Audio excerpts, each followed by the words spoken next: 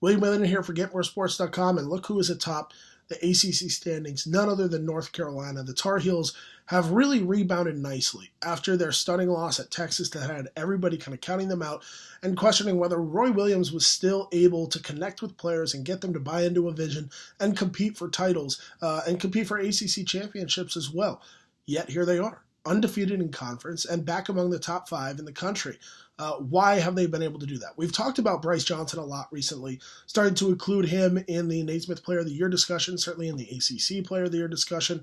He's been fantastic, but the question always was, with him picking up the slack after Kennedy Meeks went out with injury, what was going to happen when Meeks returned? Well, in the first game, it was Johnson who was featured, but in a big-time win over the weekend, it was not Johnson. It was Meeks. Johnson actually really struggled from the floor, and Meeks stepped things up. This is going to be a dynamic duo for North Carolina if they can find a balance.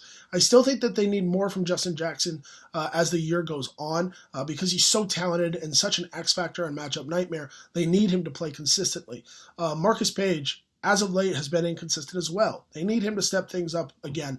But you're coming down the stretch, and you've got some time to work things out because ultimately their ACC schedule, quite honestly, is not as challenging as some of their opponents and some of their kind of key conference foes. So they've got a chance to go on a run here and continue to separate themselves from the pack with the likes of Duke falling, Virginia falling. These were thought to be their top contenders, and they have really fallen into the middle or below the pack. So North Carolina has a chance here to separate themselves. They've got to get consistent play from those guys, and they've got to find a way to feature Bryce Johnson while also not kind of counting out Kennedy Meeks and keeping him engaged. If he can do that, as Roy Williams, the head coach, if he can accomplish that, then North Carolina still has a chance to remain the ACC favorite coming down the stretch.